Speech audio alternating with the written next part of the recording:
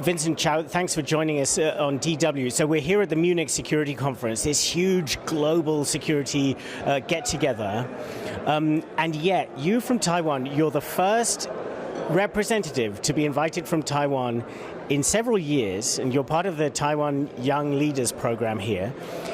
How does that feel to be such a rarity, and how important is it for Taiwan to have representation at these kind of global events?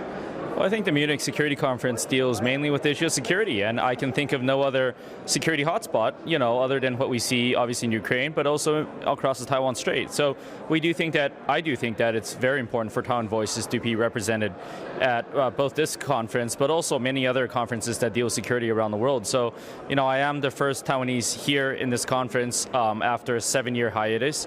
I do think it's a very positive sign to bring more Taiwan voices into the Munich Security Conference, and I commend the organizers for doing so. Now, you have a lot of experience in this area as well. You were an advisor to the president of Taiwan, Tsai Ing-wen. You were also an advisor to the foreign minister of Taiwan, Joseph Wu. So what are you bringing as a message to the people you're talking to here? Well, on several occasions, I've had opportunities to provide reflections and ask questions. I focused on the issue of Taiwan security. What can we do to bolster Taiwan security? What can we do to ensure Taiwan does not become the next Ukraine? I mean, we saw that during the last Munich Security Conference in 2022, Russia launched their full-scale invasion 4 days later. And so it is clear that more has to be done. It is clear that actions need to be taken place rather than just words. And so we do think that there is a case here in the Munich Security Conference when we have so many international leaders and policymakers from around the world for them to focus a bit more on Taiwan, for them to understand the situation a bit better, and hopefully coalesce global public opinion on the need to defend Taiwan as a symbol of democracy around the world. So obviously, tensions across the Taiwan Strait have really increased in recent months. So we had a real intensification around late summer, autumn last year. How would you describe the situation now? Well, I think China is certainly changing the rules of the game, and China is engaging in provocative actions to the degree that they weren't in the past. And I'll give you a case in point. The international community was really focused on former Speaker Pelosi's visit to Taiwan, forgetting the fact that, this is clearly within precedent. We've had former speakers of the U.S.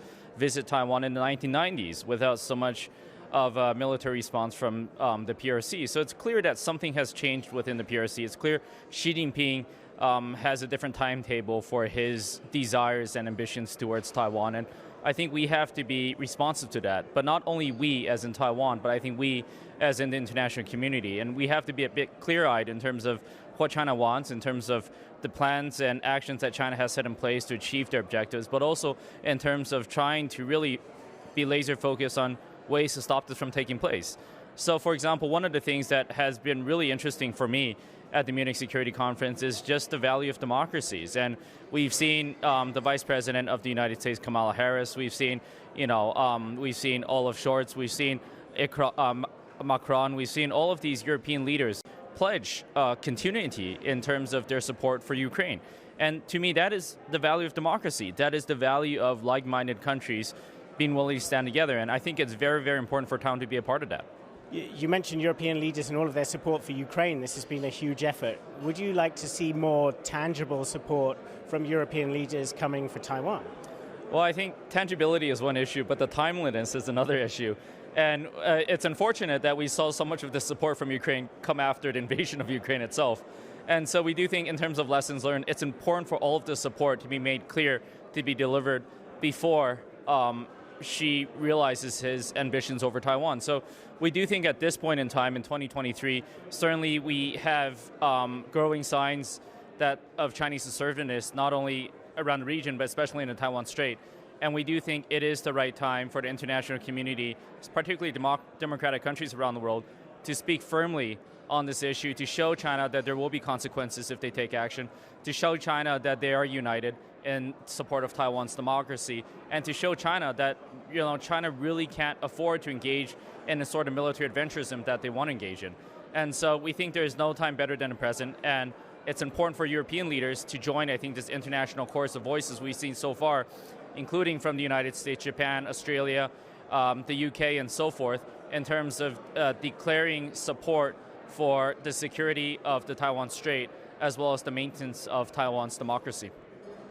And getting to something then very tangible, weapons. There's been a huge debate within Europe. There's been a lot of change within Europe about the kind of weapons and military support it's prepared to give to Ukraine. Taiwan has a lot of military needs as well. Obviously, the US is its biggest supplier, but Taiwan has in the past, made requests to Germany to supply military equipment, some of which has been approved, but some of which has been turned down. Would you like to see Germany kind of rethink its attitude to providing weapons to Taiwan? Well, Taiwan has had a very close security relationship with the U.S., and most of our arms sales over past years, with the small exception of France, have come from the United States. And so, the relationship with the U.S. in this respect, I think, would be a lot more important, to be realistic. But I do think, perhaps it's timely to echo the Ukrainian president's pleas here in the Munich Security Conference, which was, number one, we need timeliness delivery of weapons, and we do have a huge weapons backlog with the United States, and we have a number of high-end precision weaponry that would be very useful in a Taiwan defense scenario, such as HIMARS, that are currently subject to delays.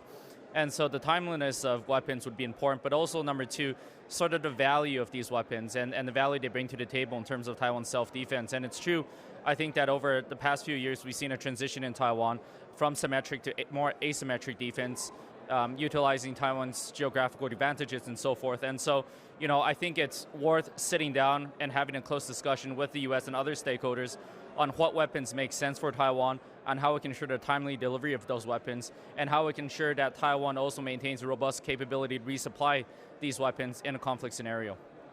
And looking at another aspect of U.S. support, you mentioned that Nancy Pelosi, the former House Speaker, visited Taiwan last year. That set off a bit of a standoff with China. Kevin McCarthy, the new speaker who's replaced her, he's expected to try to travel to Taiwan also quite soon. Is that something you welcome, you think, or are you concerned about potential consequences from China?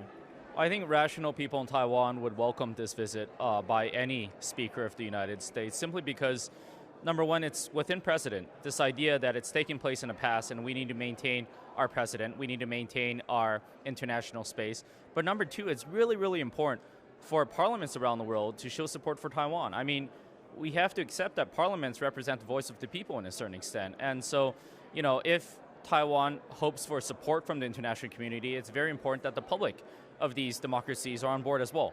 And so we do think that parliamentary exchanges, that visits by speakers, regardless of from the US, from European countries or other countries, are all important for maintaining Taiwan's security. And so I have to reemphasize this point again, that nothing has changed but China.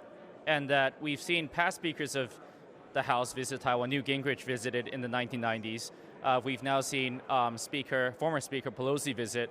If Speaker McCarthy does choose to visit, this would be clearly within what has been done in the past, and there would be absolutely no reason for overreaction by the Chinese part. Now, the Chinese top diplomat, Wang Yi, is in Munich here at the moment. Have you seen him? Have you had a chance to speak to the Chinese delegation? I have not. Well, I have not had a chance to say hello. I have seen him in person. I was participating in his speech earlier.